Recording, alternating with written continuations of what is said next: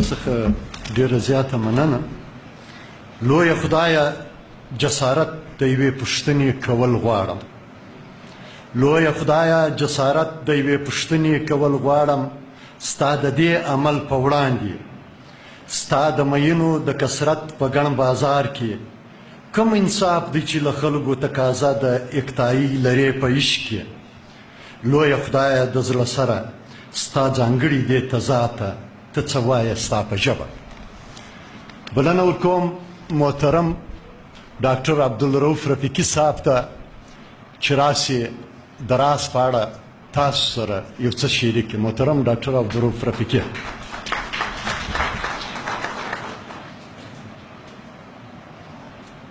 اعوذ بالله من الشیطان الرجیم بسم الله الرحمن الرحیم. د پرزیډیم اجازه ټولو ګډونوالو ته نیکې هیلې او سلامونه وړاندې کوم. خلک وایي چې محشر دی احتساب دی، خلک وایي چې محشر دی احتساب دی، کامل خدای لمانده خلکو حساب غواړي.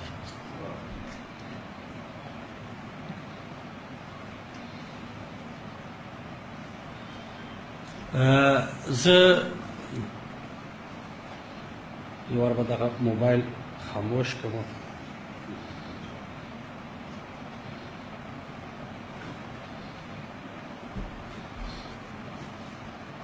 د راز محمد راز د شخصیت او د فن په حواله، د خوږو یادو په حواله یو اوږد داستان دی، لکه شهزاد صاحب چې یادونه وکړه. زه د خپل نوکري په د اوږده جریان کې 2 واره په پښین کې ما پوسټینګ پاته شو. د راز صاحب سره ډېر د نږدې لیدلو، کتلو، ناستو، مجلسونو موقع را برابرې شوې. یو وار زه په 4 کې دلته زما پوسټینګ و، بل وار په 19 تر 2000 پورې دلته وم. په دا دویم وار کې ما او راز ډېرې فاصلې سره رالنډې کړلې. د عابد سنټر په لوړه پوړ کې یو اتاق د ژمي یخ مازدیګري، او لکه میر صاحب چې اشاره ورته وکړه، دا د فطرت او د کائناتو په وسعتونو کې ورک سړی صمد صاحب او ملګري مازدیګر وخت به موږ سره ناستو، کله مو سیګمنټ فرایډ په مخه راخیستی و، کله به په رومیو اقبال باندې ګزونه ایښوه، کله به علي عباس جلالپوري زموږ د موضوع مرکز و. خو د راز چې کومه د فکر وسعتونه وه، هغه په هغه د پوهې دپاره هم دومره علم ضرورت و څومره چې د ریاضت راز پای ته رسولی و. موږ طالب علمان په دا څنګ به ورسره راځغاستو، کله کومه خبره سره کړې، کله کومه. زه په 19 کاله د مخه د ام فیل ورکشاپ ته تللی وم اسلام آباد ته. یو 6 شپې مسافري مې کړې وه. د هغې خوا بیا دغسې د جولایي میاشت وه، غني ته د لیدو دپاره چارسدې ته ولاړم. کیسه وه چیرې چې زه شوه سوم، نو د کتابو پلانډر راسره وه، ډېر غوټه مې ډېره درنه وه. خو د غني خان کور لږ د پښو فاصله، خو زه دغه ګرمۍ داسې ټکور ټکور کړې ومه چې انرژي مې بیخي په خولو کې تو سوې وه. دا طاقت مې نه درلودی. مخامخ د غني خان دروازه وه چې زه در دا دروازې ځان ورسوم. یو بزګر په پټي کې ولاړو، دا زما و حالت ته چې وکتل، دا زما و کیفیت ته چې وکتل، ما ورته یو ګیلاس اوبه که راکړي. ده داسې راته وکتل، د کومه ځای راغلی یم؟ ما ول د کوټې راغلی یم. ول څه دپاره؟ ما ول د غني خان د لیدو دپاره. دې بزګر دا تندی داسې ووایه چې ستا دغه حالت په دغه کیفیت کې ته د غني دپاره را روان یې. مګر دا بزګر څه پوهېدی چې غني څوک دی، د غني څومره شخصیت دی. راز به په دا ناستو خلکو کې مختلف خلک په مختلف حوالو پیژني. د چا به اکاو، د چا پلارو، د چا تربورو، د چا ورورو، د چا استادو، د چا محلدارو.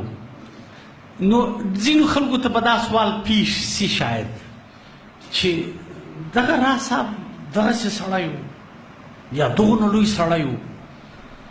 نو زه دا په یقین وایم چې زموږ عصر دا زموږ نسل کم از کم په راز نه پوهېږي او په راز باندې د پوهې دپاره به راتلونکي وخت ولي چې راز د سبا شاعر و، راز د سبا مفکر و، د راز فکر، فن او فلسفه هغه پټي راسپړي کومې چې د سبا سره تعلق لري.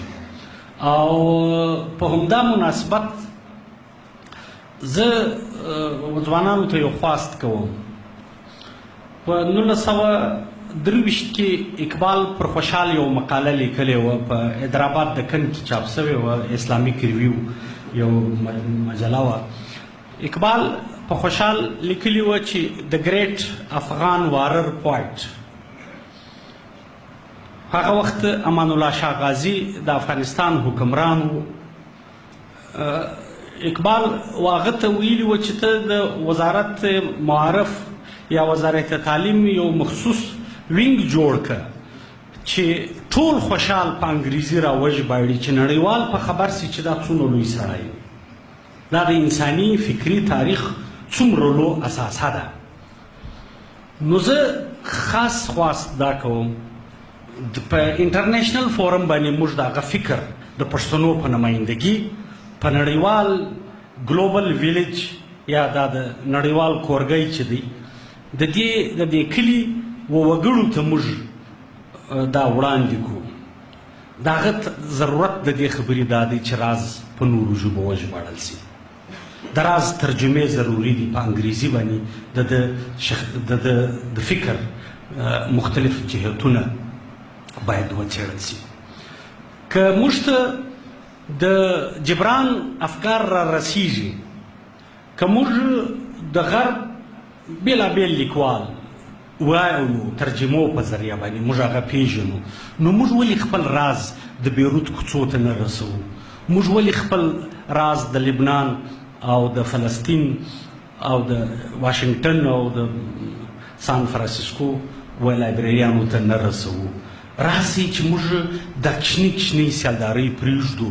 په نړیوال کلي کې موږ دغسې ښاغلي مفکرین لرو چې د هغه په فکر باندې موږ د پښتانه ډېره ښه نمایندګي کولی شو. د راز د اوږدو خاطرو یو اوږد بهیر دی.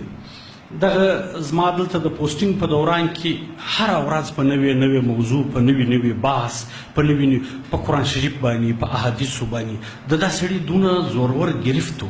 زه دلته د یونیورسټي استادان ناست دي، د ام فیل او د پی ایچ ډي ځینې سکالرز ناست دي. زه یو وړاندیز دا لرم چې د راز په فن باندې موضوعات ضروري دي، د راز په عرفان باندې د ریسرچ ضرورت دی، چې راز د خدای سره څونه آشنایي او آګاهي درلوده، هغه په معرفت کې څونه کللی و. دغه خریلی شخصیت دننه څونه لوی صوفي و، هغه د تصوف څونه وکم مقام ته رسېدلی و. د دې شیانو ضرورت دی، د دې شیانو ضرورت دی چې د راز په فلسفه کار وسي.